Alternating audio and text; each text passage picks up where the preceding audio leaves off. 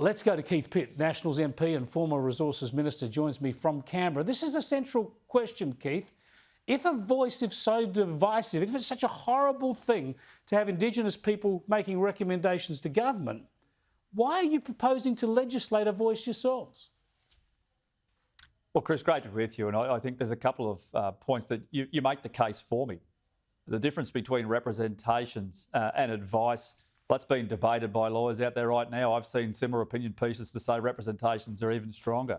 These are all the reasons this shouldn't be in the Constitution. I think I've clarified that. In fact, but Anthony Albanese could legislate this tomorrow. He could have done it 6 months ago, 12 months ago, and at least the Parliament can change it if it causes problems. The Parliament can change it under this model too. You know that. You know it can be changed by the Parliament. It just can't be eliminated.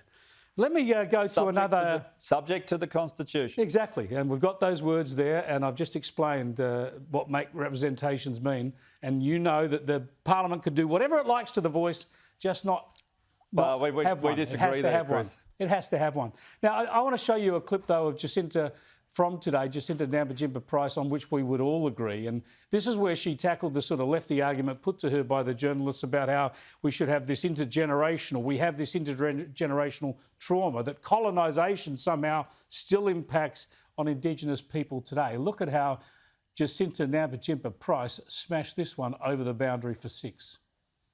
Well, I guess that would mean that those of us whose ancestors were dispossessed of their own country and brought here in chains as convicts are also suffering from intergenerational trauma. So I should be doubly suffering from intergenerational trauma.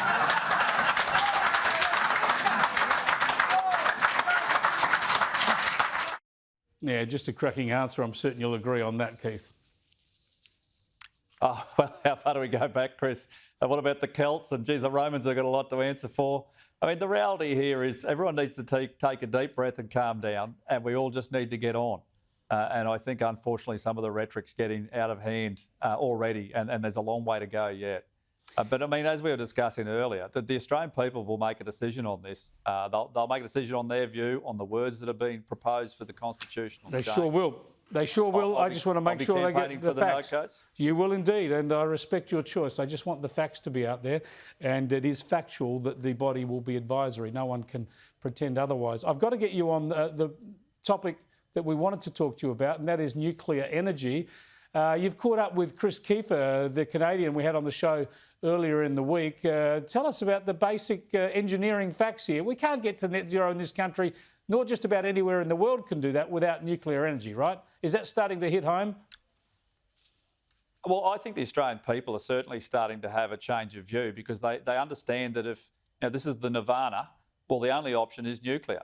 And we need to keep in mind, Chris, that energy is only one contributor. They've got to tackle agriculture, transport and a pile of other emissions.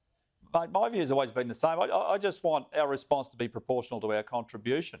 And the idea that you can do this without nuclear is wrong. I mean, even Madeleine King in her speeches has said that you need 9 times as much resources and mining per megawatt of installed capacity for wind and solar than you do for gas. How could you possibly say that that is a good outcome for the environment, and then you've got to do it all over again every 20 years, roughly? That's assuming they don't get hit by a hailstorm, a cyclone or a bushfire.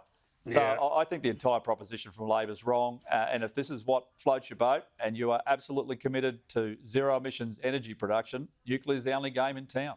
It's a no-brainer. It's inevitable, and we'll keep on it. I think you're absolutely right. I think Labor's going to have to come to that conclusion themselves at some stage. Thanks for joining us, Keith. I appreciate it.